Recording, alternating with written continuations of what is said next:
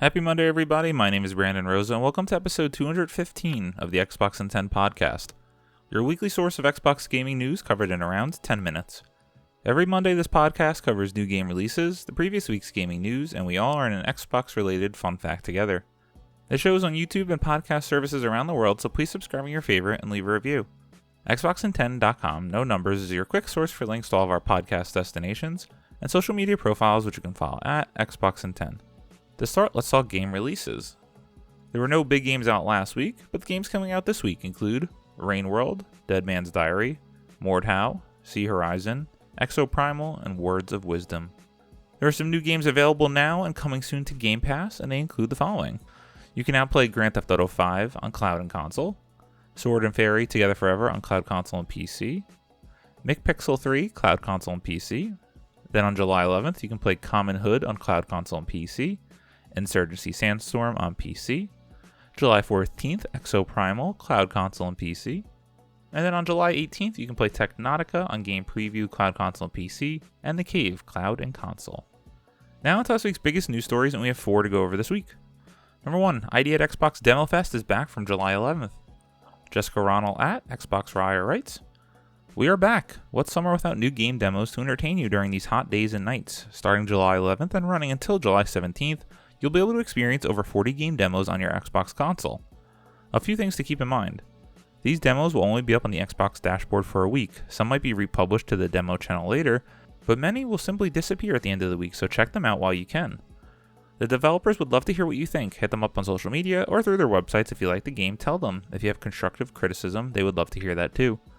These, quote, game demos, end quote, are not the norm. Typically, the demos you see on our demo channel are created after the game is completed or nearly completed and represent an almost final version. Think of these akin to, quote, show floor demos, end quote, and not necessarily indicative of the final product. What that means is that you'll get to experience these games some way early, which is awesome since you'll have the chance to provide feedback. You should also note that these games will continue to evolve and be polished as they near release. We'll announce the full list on July 11th, but here are some titles you want to keep in mind. Demon School by Necrosoft Games, Lies of P by NeoWitz, Sea of Stars by Sabotage Studio, The Wandering Village by Stray Fawn Studio, and Worldless by No Name. I highly recommend everyone checking this out. I've checked it out over the past couple years, and it's an awesome time to experience games and demos that we never would really hit for the public. You'd often have to go to trade shows, which I never personally have, to see these experiences, so it's really cool to see some of these games. Personally, I want to check out Sea of Stars from the team that brought you The Messenger, a Final Fantasy Tactics-esque kind of game. Number 2, Xbox and Bethesda attending Gamescom 2023. Ryan Dinsdale at IGN writes, Xbox and Bethesda are officially locked in for Gamescom 2023, meaning fans attending the event may get a chance to play Starfield ahead of its September 6th launch. Gamescom itself announced the news in a tweet, quote, breaking Xbox and Bethesda will join us on the show floor for Gamescom 2023, end quote. It said, quote, more details soon, end quote. Xbox is a regular exhibitor at the convention in Germany, having shown up every year in a time when PlayStation hasn't. Sony is yet to confirm if it will attend the 2023 show. 2022 saw the return of over 250,000 visitors for the physical show floor in Cologne, Germany. This year's event takes place August 23rd to the 27th. An opening night live launch event kicks off the show a little early though, taking place the night before on August 22nd. Last year's opening night live saw the announcement of Lies of P, a new release date revealed for Gotham Knights, the reintroduction of Dead Island 2, and much more. This is exciting, although not surprising. Exciting for 2 reasons. Obviously, we get opening night live. I love any of these E3-esque showcases to see more games, new and old. And people are going to be playing Starfield likely at this event, so it'll cool to be getting some early previews of the game as well. Number 3, Halo 1's cut content is being restored with the help from 343. Jason Midler at VGC writes, some assets from Halo's inception as an RTS have also been recovered. 343 Industries is working with a group of modders to restore content cut from the original release of Halo Combat Evolved. As spotted by PC Games N, the mod team Digsite has been working with 343 over the past year. Quote, of particular interest to us were design production docs, Bungie feedback notes, tags, compiled maps, and source data for previously unseen multiplayer maps, end quote, said the team. Some of the highlights of the restored content include multiplayer maps originally developed for the PC port of Halo Combat Evolved, which was worked on by Gearbox Software and released in 2003. Quote, Gearbox had made a bunch of brand new textures that were not being used whatsoever, end quote, says Digsite team member Ludus. Quote, it felt like it would be a shame if these textures never got used, so I decided to remix indoor into brand new map it could better utilize these newfound bitmaps, end quote. Perhaps most significantly, the long-cut Macworld demo from 1999 is being added to Halo the Master Chief Collection. Prior to landing on Microsoft's first Xbox, Halo was at one point planned to be a third-person exclusive for Mac. Quote, it took some work to get them running in MCC. We've set it up as a sandbox to play in, explore, and repurpose for your own mods, end quote, says Digsite. Not only this, but content from the earliest conception of Halo as an RTS is also being restored, including vehicles and enemy types. While a lot of these assets are simple and never got to the point of being implemented in a working version of the game, it's still a significant moment in the preservation of one of modern gaming's cornerstone franchises. 343 says it's more content to be shown off and that Digsite team will continue to work through the archives of the franchise. This is awesome. Let's celebrate this news story. 343 working with a mod team to showcase old, unreleased footage and game assets and demos and maps. It's just so cool to see something like this actually come to light and be in a place where we can actually play it as part of the Master Chief Collection. I can't wait to check it out when it finally launches. And number 4, Diablo 4 Season 1 release date revealed, along with fresh details on questline and more. Kat Bailey at IGN writes, Diablo 4 Season 1 will release July 20th, Blizzard revealed in a new livestream that also included a host of new details about the upcoming content update.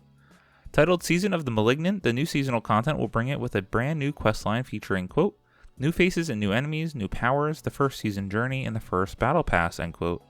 It takes place after the events of the main campaign and introduces a new character in Cormund, an ex-priest from the Cathedral of Light who is trying to stop the spread of the Malignant.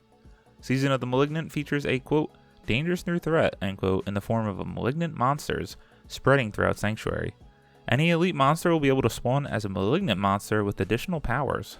Malignant monsters can be defeated by drawing out their corruption and trapping their malignant hearts, which can be inserted into rings and amulets. To battle the creatures, Blizzard says Season of Malignant will include new builds that are, quote, stupidly powerful, end quote, thanks to the new malignant powers. Blizzard also hinted as a new boss monster, new legendary items, new unique items, and more. The new items won't be season exclusive, Blizzard says, and will appear in the Eternal Realm too. Players will be able to jump into seasonal realms and start a new character from level 1, though some features will only be available after beating the main campaign. The new, quote, season journey, end quote, will take place over 7 chapters, with each chapter featuring multiple objectives that can be completed for rewards like Favor, which can then be used to open rewards in the Diablo 4 Battle Pass. According to Blizzard, the Battle Pass includes a free tier where everyone can earn seasonal boots in order to accelerate progress. The paid tier also includes exclusive cosmetics. Blizzard had previously confirmed that Diablo 4 will be continuing to evolve and expand, quote, for years to come, end quote. This includes 2 confirmed expansions, as well as a robust roadmap. The Season of the Malignant patch will drop on July 18th, with new items and balance changes available on Eternal Realm from that time. Obviously, Diablo is one of the biggest games of the year, and one of the best in a long time according to many who have played it. I'm excited to play this game eventually. Life is just busy and there's so many other games to play, but I feel like this is going to be the perfect companion on my Logitech G Cloud during the football season on Sundays, so I'm excited to one day play it. As always, we end our show with a fun fact about Xbox, and this time, since we were talking about ID at Xbox, what exactly is it? So credit to Wikipedia. ID at Xbox, or Internal Developers at Xbox, is a program by Microsoft allowing independent video game developers to self-publish titles for Windows and the Xbox One and Xbox Series X and S home video game consoles. ID at Xbox was announced by Xbox Vice President Phil Harrison at Gamescom on August 20th, 2013. General Manager Mark Whitten was the sponsor of the project, providing management and funding. Angela Hessen was the launch architect of the program and developed the program based on input from independent developers. Chris Charla is the director of the program. Developers who are registered in the program get access to 2 development kits at no cost, as well as access to all required technical documentation. Additionally, there will be no fees to update any games submitted through the program. Games revealed through the program also have access to Xbox One and Xbox Live components, including Kinect achievements and Smart Glass. Developers in the program also now receive access to the Unity engine, as well as an optional subscription to Unreal Engine 4. This has always been a great program in Xbox's history, seeing how they showcase some of the smallest developers where you get some of the most interesting and unique games you can play on the platform. Thank you all for listening to the Xbox in 10 podcast, your weekly source of Xbox gaming news covered in around 10 minutes. If you like the show, please subscribe on your favorite podcast service, share it with your friends, leave a review, and follow on all social media at Xbox in 10. This past week, after having finished Bioshock Infinite previously mentioned on the show, I haven't gotten into anything yet, but I continue to play Vampire Survivors on the side, which, wow, came to that game finally, and what an easy addiction. I'll just play one round, and you just keep on going and going. Definitely check that out on Game Pass. My name is Brandon Rosa. You can follow me on Xbox at Rosa93. Hope you all have a great week. Stay safe and keep on gaming.